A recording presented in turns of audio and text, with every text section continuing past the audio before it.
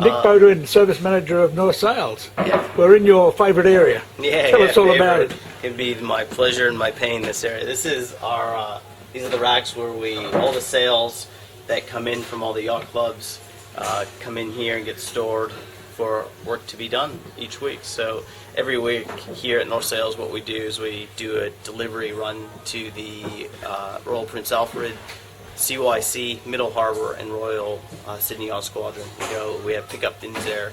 So every week we do a 1 week turnaround for our clients and really anyone at the club. It's a service we offer.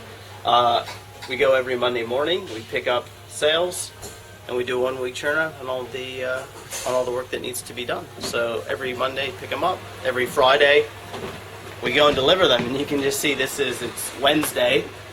And you can see the pile that we've had just in 3 days worth of work here. On average, we do about 1,800 units a year come through our door. So logistically, my job as managing all that is not to lose sales. First off. Yeah, and get everything back and forth. So about 35 sales a week, every single week, week in, week out, come in and go through our department. So there's about 2 to 3 people full time in the company that just repair sales. It's a huge part of the business. Yeah. And how many people have you got, as you say, how many people are all up in the department? Well, all the guys up on the floor here, we're about a dozen, give or take, people coming and going. And we're pretty fluid with production and service, where we can shift guys back and forth in need be. One of the big challenges of my job is planning for weather. Some weeks we can be pretty light on. An average week, would be maybe 10 to 15 sales, come in, go. If it's windy, a storm, a lot of racing on this time of year, we're up to 40, 50 sales a week. And for us, that's a large amount going back and forth, organizing. We've got 2 vans and a trailer now that go. And now, this time of year, leading this close to Sydney to Hobart, we're every few days going back and forth. So, yeah, not only Sydney to Hobart guys, we're still doing club sales. What ends up happening this time of year, a lot of club and national championships happen in January over the Christmas break.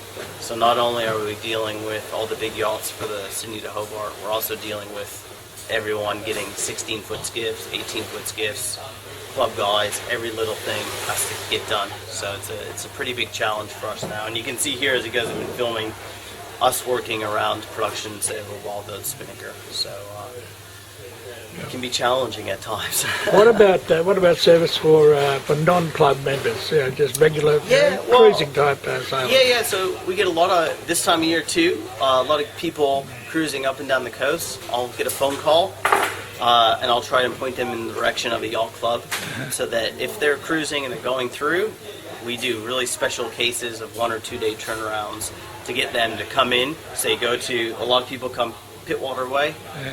Well, I'll point them to either Royal Motor or to RPA.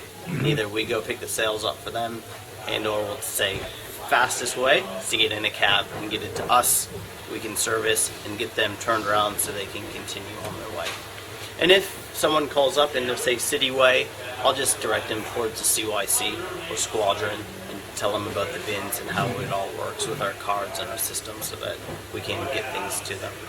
What about interstate? Yeah, we've been talking about. It depends. We do have a loft. We have a loft in Melbourne, so they have the same setup as we do. They have a service center, and in Brisbane, it depends. I'll either point them to that, depending on the turnaround time, or I'll get stuff in.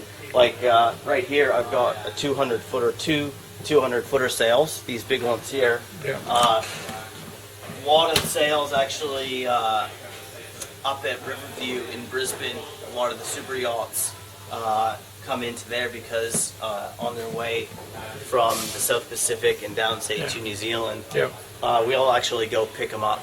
So it's expensive, but what we'll do is we'll hire a special trailer, drive up to Brisbane, pick the sails up, come do the service, and take them back. Only because we're the only ones with the machines big enough to do the work. Sure. Yeah, and that's a lot of time. What about Perth? Perth, there's a North Loft there. Can handle up to 40-footer. You know, there is some 50-footers there. But again, shipping here in Australia is real good. We can get stuff across the country in 3-4 days, get it done, and turn around. If it's big, everything big from whatever North Loft always comes here. All right. Well, then, so what? The people, they just give you a call and you'll organise it. Yeah, definitely. It gets a little hard. We try to get them to a loft Sure. to organize pickup. It's much easier.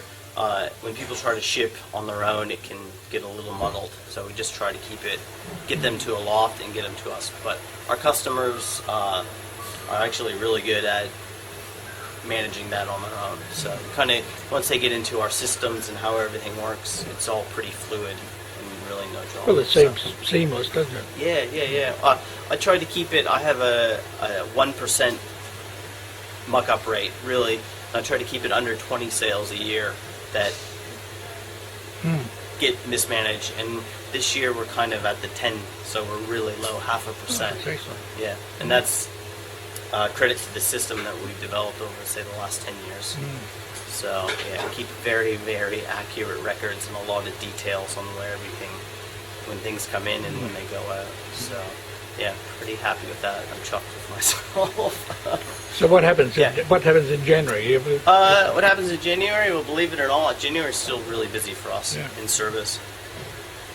Leading into Hobart, obviously, is a massive rush. We tried to front foot it. Our guys have been working the last 10 weeks, 55 hours a week. Right? We are slowly right now at the burnout stage. This is the last big push.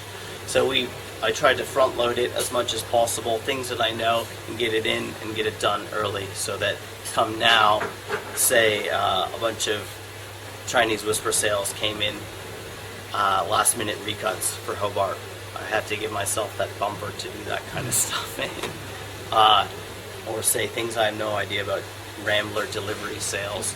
These are all the kind of curveballs that we have to have buffers in to do. And being the only North Loft here in Sydney, we have to do it.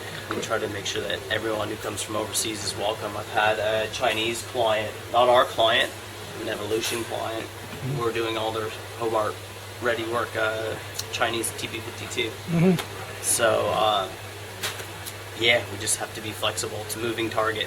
A lot of sales come in, a lot of sales go out, and it's all about managing and balancing it all. What about you personally? You good? I'm the principal trimmer on Loyal.